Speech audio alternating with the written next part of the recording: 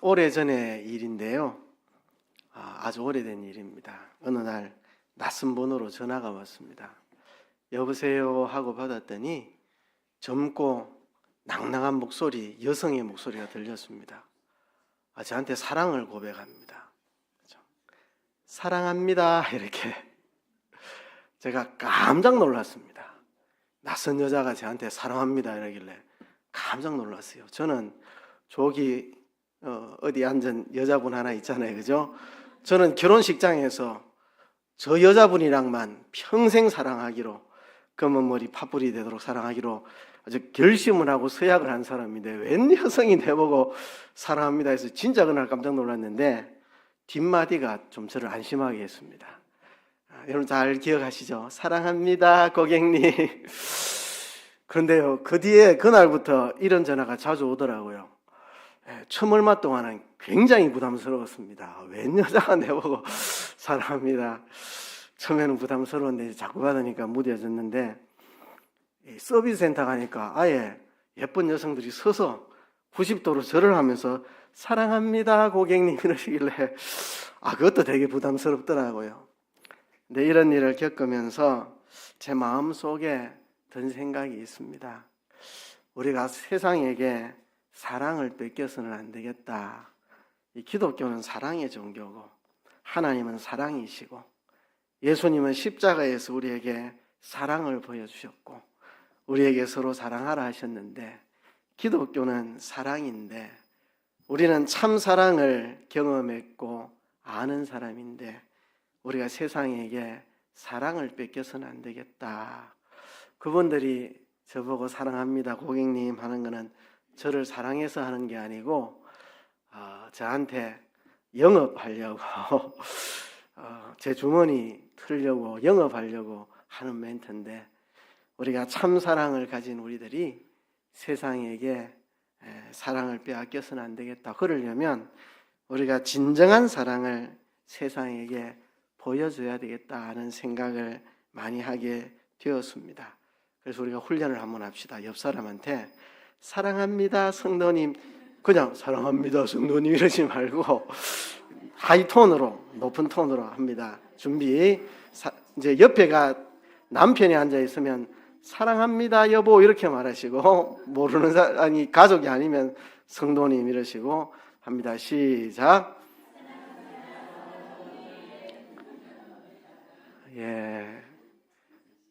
제 마음이 흐뭇한데 하나님이 내려다보시고 흐뭇해 하실 거 생각하니까 아주 제가 잘했다 생각합니다. 자, 오늘날 기복주의 신앙을 가진 사람들이 있습니다. 기복주의 신앙을 가진 사람들, 세상의 어떤 물질적인 것을 위해 추구하는 신앙, 또 신비주의적 신앙이 있습니다. 기독교 안에는 신비적인 역사들이 있는데, 그러나 신비적인 것을 지나치게 추구하면 신비주의가 되죠. 또 어떤 이들은 지적인 만족, 성경을 이해하고 교리를 이해하고 아는 것으로 만족하는 이런 신앙인들이 있습니다. 자, 이 세 종류의 신앙인들 공통점이 뭐냐? 공통적인 문제점이 뭐냐?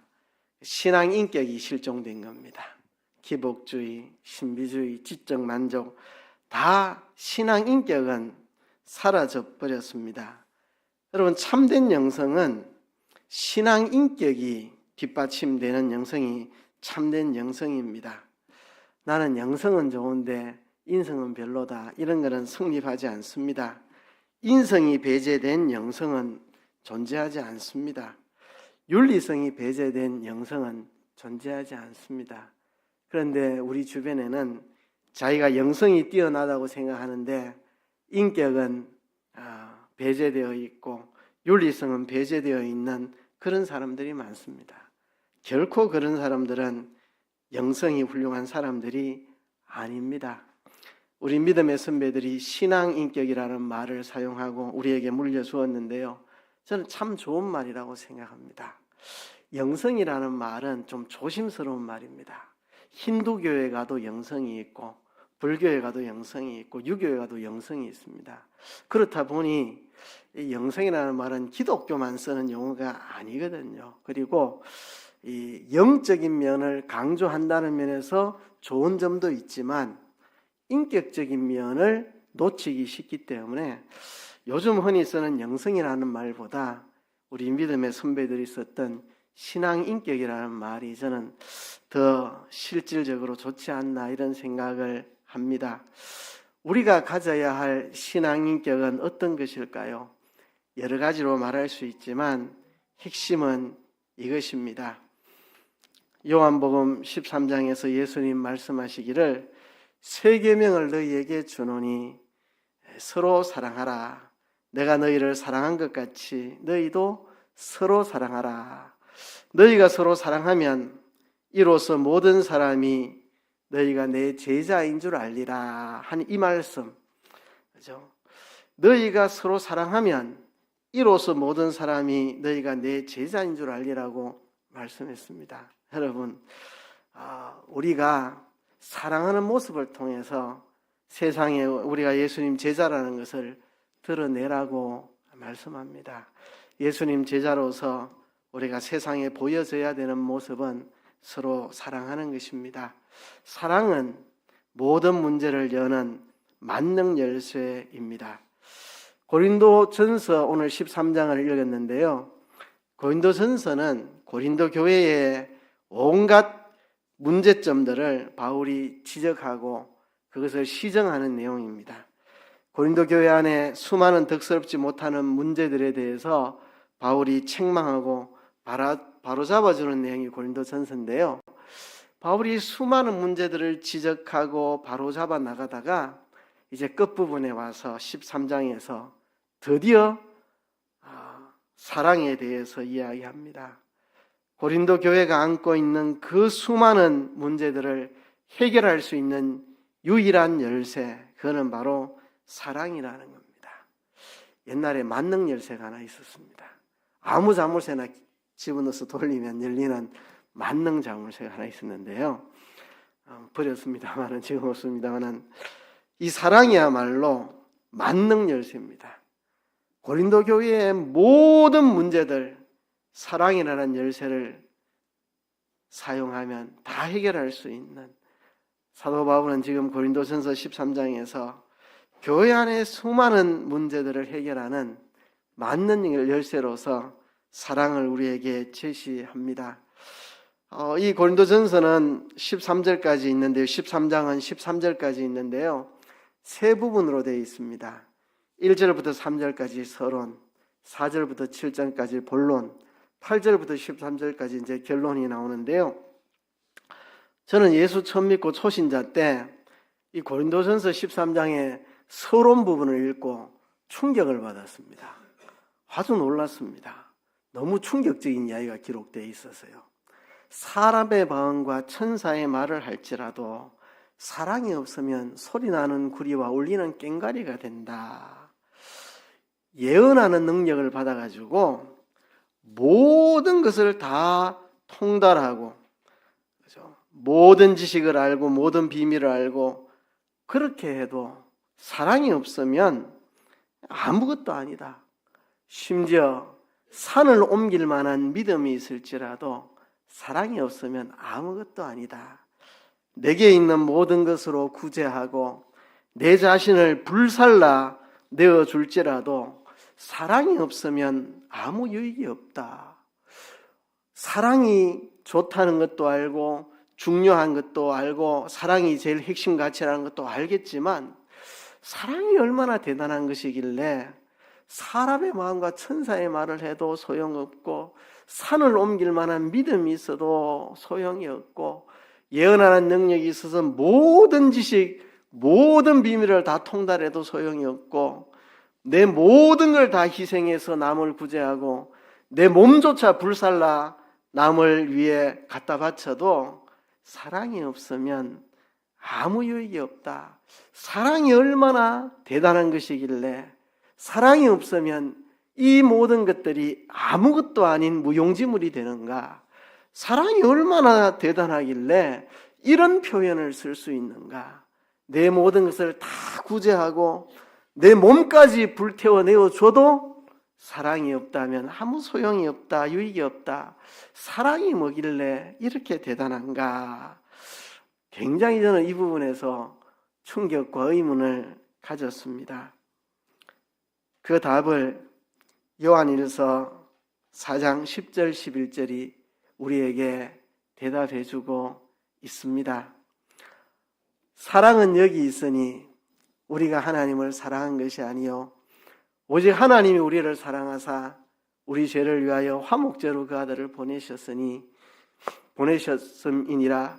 사랑하는 자들아, 하나님이 이같이 우리를 사랑하셨은즉 우리도 서로 사랑하는 것이 마땅하도다.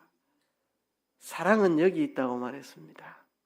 우리가 하나님 사랑한 게 아니고 하나님 우리를 사랑하셨습니다. 그것은 바로 우리 죄 때문에 예수님이 화목제물로 이 땅에 오셔서 십자가에 죽으시고 부활하신 것입니다. 이것이 바로 사랑입니다. 이것이 사랑입니다.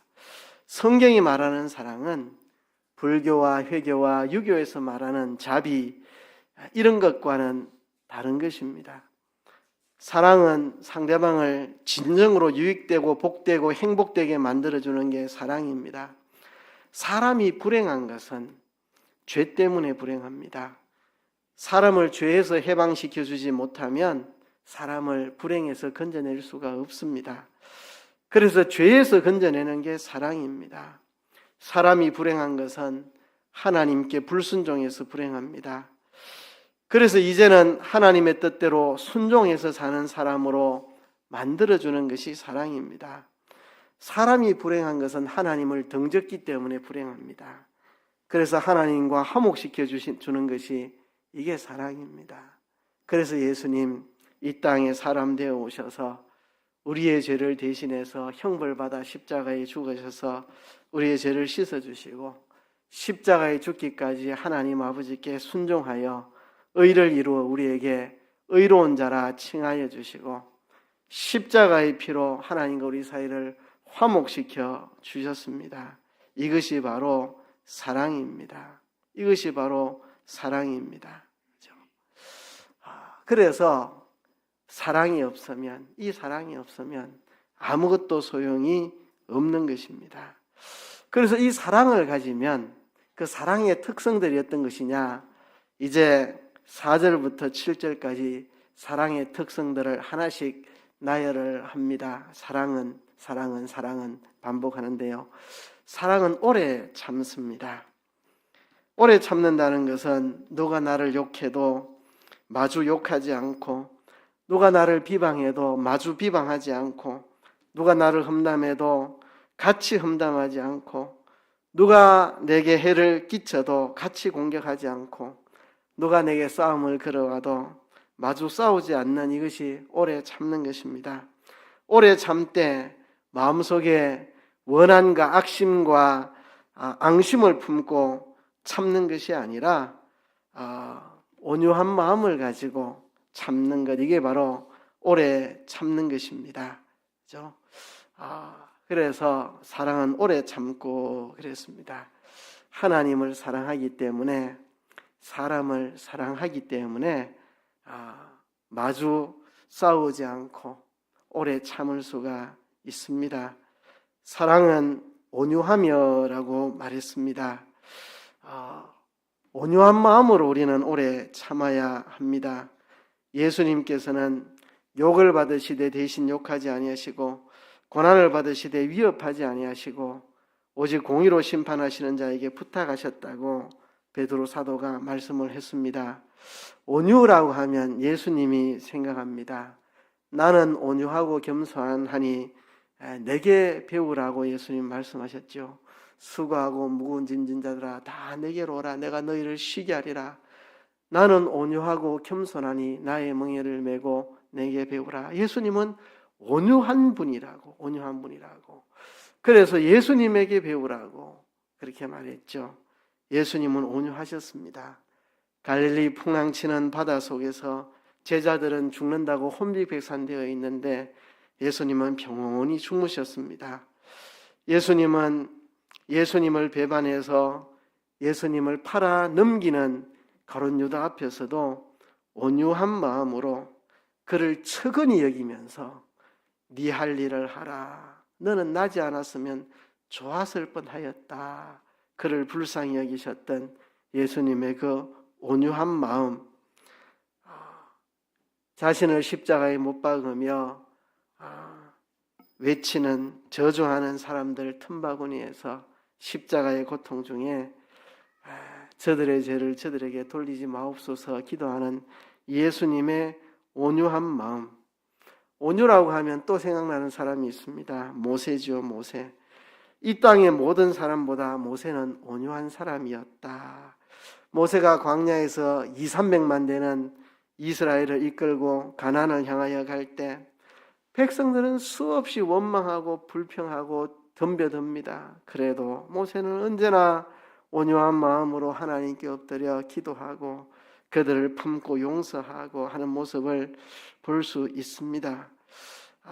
하나님을 사랑하고 남을 사랑하는 마음에서 우리가 이런 온유함을 가질 수 있습니다. 모세는 어떻게 그래 할 수 있었을까? 저는 출애굽기를 읽을 때마다 모세는 어떻게 저렇게 할 수 있었을까? 저는 많지 않은 성도들의 리더인데도 때로는 온유함을 잃어버릴 때가 있는데 모세는 저렇게 200만, 300만 이끌면서 어떻게 온유할 수 있었을까? 우리 교인들은 참 저한테 잘해주시는데 모세와 함께 했던 광야의 이스라엘들은 모세한테 덤벼들고 모세를 막 돌로 쳐 죽이려고 그러고 그래도 어떻게 그 앞에서 모세는 온유할 수 있었을까? 하나님을 사랑하고 백성들을 사랑하는 마음이 있었기 때문에 사랑하는 마음 때문에 백성들을 그토록 사랑하고 하나님을 그토록 사랑하는 마음 때문에 모세는 오래 참고 온유할 수가 있었습니다. 사랑은 투기하는 자가 되지 않는다고 말했습니다. 시기하지 않는다는 말입니다. 시기는 남이 잘 되는 꼴을 못 봐주는 게 시기입니다. 남 잘 되면 배 아프고 질투하는 거, 이게 바로 투기입니다.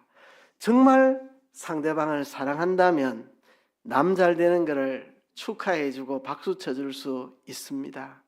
여러분, 시기심을 우리는 버려야 합니다. 여러분, 사랑하는 사람을 시기하지 않습니다. 배우자가 뭐 잘됐다고 시기합니까? 자식이 뭐 잘됐다고 시기하는 사람이 있습니까? 옆집 아이가 잘되면 시기하죠. 저놈 자식 서울대 들어갔다 시기하죠. 근데 우리 아이가 서울대 들어가면 시기 안 합니다. 할렐루야 해야죠. 그죠? 차이가 뭐냐? 내 자식은 사랑하고 옆집 아이는 사랑 안 하니까. 그죠?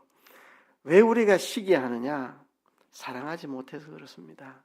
누군가에 내가 시기심이 생기면 하나님 죄송합니다. 내가 그 사람을 사랑하지 않나 봅니다. 그 사람을 사랑할 수 있게 도와주세요. 우리 그렇게 기도해야 됩니다. 나보다 못한 사람이 나와 같은 수준이 되는 것을 기뻐해주고 나와 동등한 사람이 나보다 뛰어나는 인물이 되기를 기뻐해주고 이게 바로 시기하지 않는, 투기하지 않는 것입니다. 사랑하면 투기하지 않습니다. 사랑은 자랑하지 않습니다. 자랑한다는 말은 자기의 영광을 드러내기 위해서 자기의 장점을 내세우는 것, 이런 것들을 자랑하는 것이라고 말합니다. 여러분, 진짜 사랑하면 자기 영광을 막 들추어내려고 남들에게 자기 자랑 떠벌리고 하지 않습니다. 내가 자꾸 필요 이상의 자랑을 떠벌리고 있다면 내 앞에 있는 그 사람을 내가 사랑하지 않는다는 증거입니다. 사랑은 교만하지 아니하며 말씀했습니다. 교만은 내 은행 심사를 통해서 남을 무시하는 태도, 이게 교만입니다. 아나무인이 되는 거죠. 남을 무시하는 거. 그죠? 세상에서 제일 무식한 게 남을 무시하는 겁니다. 그게 제일 무식한 겁니다. 그죠? 하나님을 사랑하고 이웃을 사랑하면 누구도 무시할 수 없습니다. 하나님이 사랑하는 그 사람을 내가 어떻게 무시합니까? 하나님이 그 사람을 사랑하는데 내가 어떻게 하나님이 사랑하는 사람을 무시할 수 있습니까? 저도 우리 부모님이 소중히 여기는 사람이 있으면 저도 그 사람을 소중하게 대하고, 우리 부모님이 귀하게 여기는 사람인데 나도 그에게 귀하게 합니다. 우리 어머니가 요양보호사 찾아오시는 그분에게 고마워하면, 내가 갈 때 선물을 사갈 때 어머니 내가 좀 더 갖고 왔는데 이거 요양보호사도 좀 주세요. 우리 어머니가 고마워하는 사람에게 내가 고마워하는 거죠. 하나님이 사랑하시는 사람을 무시하는 거, 그죠? 하나님이 사랑하지 않는 거고 그 사람 사랑하지 않는 것입니다. 그 다음에 무례히 행치 않는다고 말했습니다. 우리가 가까워지면 무례해지는데요. 저는 이런 폐단을 탄식할 정도로 정말 심각하게 생각합니다. 이상하게 우리 문화 속에서 친해지면 무례해집니다. 그렇죠? 결혼 전에 처음 만날 때 얼마나 예의를 차립니까? 얼마나, 그죠? 예, 여기 앉으시죠. 혹시 뭐 묻진 않았습니까? 이제 결혼하고 가까워지면 이제 어디 앉든지 말든지 아프든지 말든지 무례해져요. 그렇죠? 이게 문제입니다. 저도 그래서 이거 고치려고 아내한테 무례하면 안 되는데, 지난 주간에도 내가 속으로 내가 아내한테 좀 무례하게 말했다. 하나님 잘못했습니다. 한 두세 번 회개했습니다. 내가 고린도전서 13장 설교할 때 무례히 행치 말라고 그토록 말해놓고 내부터가 못 지키네 탄식하면서 일주일에 한 번도 내가 이런 생각 안 하는 때가 없습니다. 아내한테 내가 좀 무례하게 대했다. 하나님 또 잘못했습니다. 이게 참 평생 고치려고 했었는데 잘 안 됩니다. 여러분, 진짜 사랑하면 무례히 행치 않습니다. 그렇죠? 우리가 친해질수록 가까울수록 우리의 무례한 행동을 조심해야 됩니다.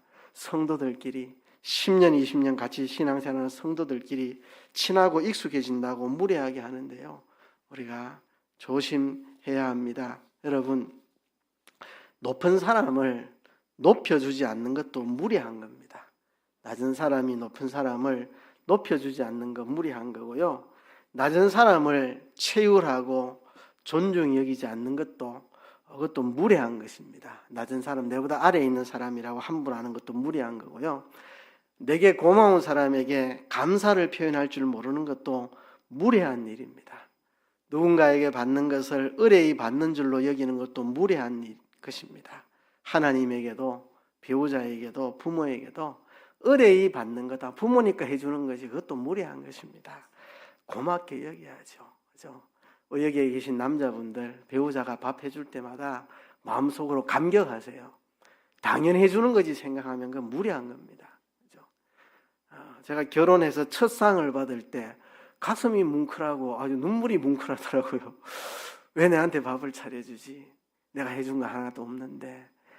나의 아내가 됐다는 이유만으로 빨래해주고 밥 해주는 아내에 대해서 고마워가지고 정말 어쩔 줄 모르겠더라고요. 근데 이 평생 그래야 되는데, 그렇죠? 첫 상을 받을 때 그 느낌을 평생 가져야 되는데, 그렇죠? 그래서 식사를 대할 때마다 내가 무례해지지 않으려고 잘 먹었다는 말을 꼭 합니다. 이게 당연하지 않다는 생각을 잊지 않으려고, 그렇죠? 남에게 지나치게 간섭하는 것도 무례한 일입니다. 우리가 무례히 행치 않습니다. 사랑하면. 그렇죠? 예수님 복음서를 보면 예수님이 누구한테 무례한 것을 보셨습니까? 누구한테 무례히 행하는 거 보셨습니까? 하나님이시라도 그분은 정말 어린아이 하나에게도 무례하지 않았습니다.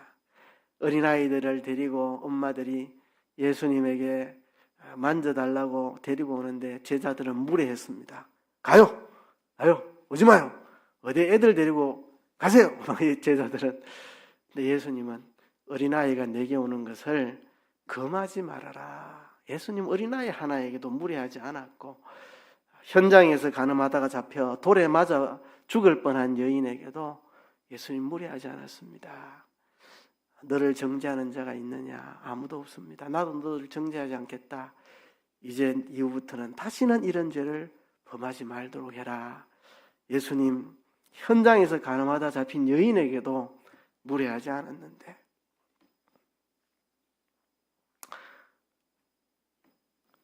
사랑은 자기의 유익을 굳지 않습니다. 참 평생토록 고치려고 해도 안 고쳐주는 게 자기 중심입니다. 뭐든지 내 중심, 그죠? 인간의 이 죄악된 삶의 핵심이 자기 중심적인 겁니다. 자기 중심적인 거. 우리는 하나님 중심으로 살아야 되는데, 그리고 남을 위해 살아야 되는데, 뭐든지 내 뜻대로, 내 마음대로, 내 좋도록, 내 유익, 그죠? 그래서 이 자기 유익을 구하는 거. 그런데 사랑하면 이거를 극복할 수 있습니다. 자기 중심, 자기 위주 이거 극복하는 것은 사랑밖에 없습니다. 예수님의 십자가 사랑을 깨닫고 자기를 버려 십자가에 피 흘려 우리 죄를 씻어주시고 우리를 구원하신 십자가 사랑을 깨달을 때만 자기 중심적인 이것을 벗어날 수 있습니다. 예수님 십자가에서 사랑을 깨닫고 그 사랑이 사람이 될 때 자기 유익을 구하는 데서 우리가 벗어날 수 있습니다. 사랑은 썩내지 아니하며 그랬습니다. 썩내는 건 왜 썩냅니까?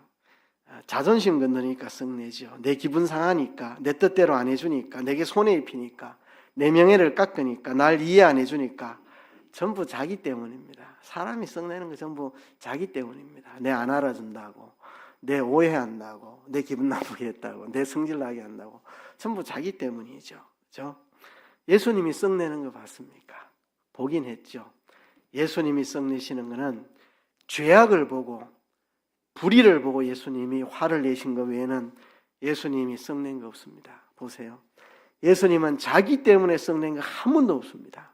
자기를 십자가에 못 박는 사람 앞에서도 썩 안 냈고, 자기를 저주하는 사람 앞에서도 썩 안 냈고, 예수님 십자가에 못 박아 죽이라고 소리 지르는 사람 앞에서도 썩 안 냈고, 예수님을 배반하여 팔아먹는 가룟유다 앞에서 예수님 썩 안 냈어요. 예수님이 화내신 그때는 성전을 장사소굴로 만든, 성전의 기도 소리가 안 들리고 장사 소리만 들리는 걸 보고 예수님 분노해서 소리 지르고 상을 뒤집어 엎고 그렇게 하셨습니다. 죄를 보고 불의를 보고 예수님 썩내신 적은 있어도 자기를 모욕하고 자기를 욕하고 자기를 공격하는 사람 앞에 화내신 적이 한 번도 없어요. 성경 통틀어 찾아보세요. 통틀어 찾아보세요. 그렇게 예수님을 모욕하고 해도 예수님 화내지 않으셨는데, 다만 성전이 더러워질 때, 성전을 더럽힐 때 예수님 소리 지르며 성을 내셨죠. 그죠? 여러분, 자기를 위해서 성내는 거. 근데 사랑하면 내가 상대방을 사랑하면 성내지 않습니다. 여러분, 자꾸 성내면 내가 사랑이 없구나 그렇게 생각하시면 됩니다. 내가 십자가 사랑을 아직도 모르는구나. 사랑은 악한 것들을 생각하지 않는다고 말씀합니다. 사람들은 남에게 신세진 것은 빨리 잊어버리고 남에게 상처받은 것은 왜 그렇게 잊지 않고 기억하는지 몰라요. 그렇죠? 여러분, 사랑하는 사람은 남에게 받은 은혜는 오래오래 기억하고 남에게 상처받은 것은 금방 잊어버립니다. 그렇죠? 여러분, 악한 것들을 생각지 않고 남에게 속상한 거 오래 두고 악감을 품고 무자비한 마음으로 두고 보자 이런 생각하지는 거, 사랑이 없어 그런 생각이 드는 겁니다. 불의를 기뻐하지 아니하며, 불의는 자기를 망치고 남을 망치는 게 불의입니다. 그래서 불의는 나도 망치고 그 사람도 망하게 하는 거니까 사랑은 불의를 기뻐하지 않습니다. 여러분, 앞에서 사랑은 온유하고 사랑은 오래 참고 이렇게 하니까 세상에서도 비슷한 말들을 하니까 그런갑다 했는데, 이 사랑의 진짜 면모가 여기서 드러납니다. 사랑은 불의를 기뻐하지 않습니다. 불의는 나도 망치고 그도 망치는 거니까 불의를 기뻐하지 않는, 이것이 사랑의 특성입니다. 진리와 함께 기뻐합니다. 진리를 행하는 것만 사람을 복되고 유익되고 행복하게 만드는 거니까 사랑은 진리와 함께 기뻐합니다.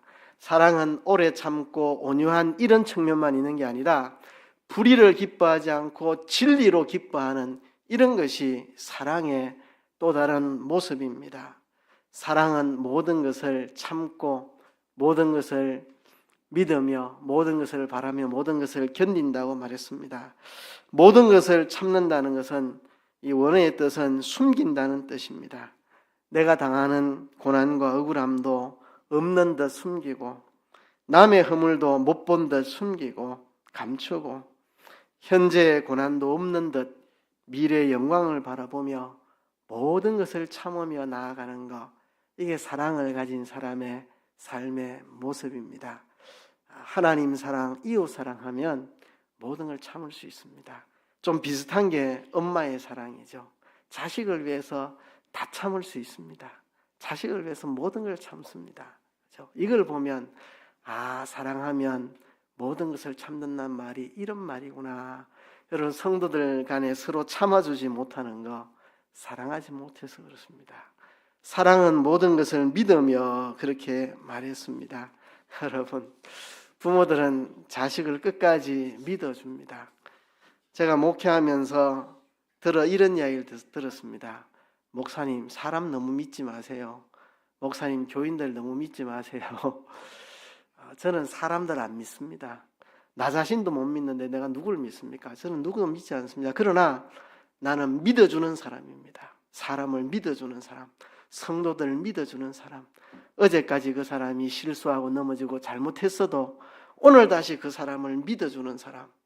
내가 사람을 믿는 게 아니라 사람을 믿어줍니다. 성도들을 믿어주는 게 목사지, 그렇죠? 한번 쏘가도 또 믿어주고, 사랑은 모든 것을 믿습니다. 모든 것을 바랍니다. 여러분, 하나님이 우리를 기대하고 계십니다. 얼마나 우리가 불순종하고 하나님이 실망시키고 잘못 살아와도 하나님은 오늘 또 우리에게 기대하십니다. 이제 들고 일어서라. 앞으로 네가 잘할 줄로 믿는다. 우리를 향하여 끝없이 바라고 계신 하나님의 사랑을 아는 사람이라면 우리도 누군가를 끝없이 바라며 인내할 수 있어야 됩니다. 여러분, 사랑은 모든 것을 바라봅니다. 부부간에 서로 기대감이 없으면 사랑이 식은 겁니다. 기대감이 없으면. 또 하늘나라의 소망을 잃어버리면 하나님을 향한 사랑이 식은 겁니다. 사랑은 모든 것을 바라며, 여러분, 어떤 상황 속에서도 소망을 잃지 마세요. 구약의 선지자들을 보세요. 나라가 망하고 예루살렘 성이 무너지고 포로로 끌려가고 수많은 사람이 죽고 폐허가 돼도 그 속에서 소망을 노래합니다. 사랑은 모든 것을 바라며 하나님의 사랑을 느끼면 모든 어떤 상황 속에서도 소망이 식지 않습니다. 여러분, 소망이 꺾이면 사랑을 잃어버린 거예요. 소망을 잃으면 하나님을 향한 또 우리 앞에 있는 또 다른 사람을 향한 기대, 소망, 바람이 사라지면 이건 사랑을 잃은 겁니다. 사랑은 모든 것을 견딥니다. 주님 사랑하면 주를 인해서 당하는 시련들 견딜 수 있고, 사람을 사랑하면 그 사람을 위해서 모든 걸 견딜 수 있습니다. 이 더위와 습기 속에 선생님들이 매일같이 교회에 모여서 성경학교 준비하는 거 보고 이게 사랑이구나. 아이들에게 더 은혜롭고 풍성한 성경학교를 만들어 주려고 선생님들이 수고를 마다하지 않고 얼마나 많은 시간을 땀을 흘리는지. 사랑은 모든 것을 다 견딜 수 있습니다. 예수님은 십자가에서 그 고난도 다 견뎌주셨습니다. 사랑은 모든 것을 견딥니다. 이제 8절부터 결론 부분이 나오는데요. 사랑은 언제까지든지 떨어지지 아니하나 예언도 피하고 방언도 그치고 지식도 피하리라 그랬습니다. 여러분, 예언하는 거 얼마나 아름다운 것입니까? 근데 예언도 이 땅에서 폐해지고 방언도 이 땅에서 그치고 지식도 이 땅에서 폐해집니다. 우리가 알고 있는 모든 지식은 불완전한 지식입니다. 그날에 가면 모든 것을 완전하게 알게 될 것입니다. 이 땅의 지식들은 다 폐해집니다. 이 땅의 방언들 여기서 거칩니다. 그날에는 말하지 않아도 서로 다 통합니다. 이 땅에 그죠? 영어도 할 줄 알고 뭐 3개국어 4개국어 할 줄 알고 하늘의 방언까지 천사의 방언까지 할 줄 알면 얼마나 유용하겠지만 이 땅에서 끝입니다. 천국 가면 언어가 없어도 다 통합니다. 그리고 예언도 다 폐합니다. 이 땅에서 우리가 하나님 말씀을 연구하고 깨닫고 남에게 가르치고 하는 거 다 불완전한 것이고 미흡한 것입니다. 그날에 닿으면 예언도 방언도 지식도 폐하지만 사랑은 영원토록 폐해지지 않는 것이 사랑입니다. 그래서 마지막 결론을 이렇게 맺습니다. 믿음, 소망, 사랑 이 세 가지는 항상 있을 것인데 그 중에 제일은 사랑이라. 여러분, 예언도 폐해집니다. 이 땅에서만 있고 하늘나라 가면 없습니다. 방언도 이 땅에서만 있고 하늘나라 가면 없습니다. 다 폐해집니다. 지식도 이 땅에만 있고 다 폐해집니다. 이 땅에도 있고 영원토록 있는 게 있다면 믿음, 소망, 사랑 이 세 가지가 영원히 있을 겁니다. 영원히 있을 그 세 가지 중에도 최고가 바로 사랑입니다. 사랑이 이렇게 놀라운 것입니다. 예언도 이 땅에만 있고 천국에는 없고 방언도 이 땅에서만 있고 천국에는 없습니다. 지식도 이 땅에서만 있고 그 나라에 가면 다 합니다. 그렇죠? 이 땅에서 다 폐해집니다. 이 땅에 있다가 영원토록 있을 게 믿음, 소망, 사랑 세 가지가 영원히 있을 건데 천국 가도 우리는 믿음을 가지고 소망을 가지고 사랑을 가집니다. 영원히 하나님을 믿어야 하고 영원히 우리는 성장하고 자라는 소망이 천국에서도 있고 그리고 사랑이 영원토록 있을 텐데 그 중에 제일이 바로 사랑입니다. 여러분, 예수님의 십자가에서 이 사랑을 깨닫고 예수님의 십자가 대속에서 이 사랑을 깨닫고 우리가 그 사랑을 본받아서 서로 사랑하며 살아가는 우리의 모든 삶이 되기를 주의 이름으로 축복합니다. 말씀을 생각하시면서 우리 통성으로 기도합시다.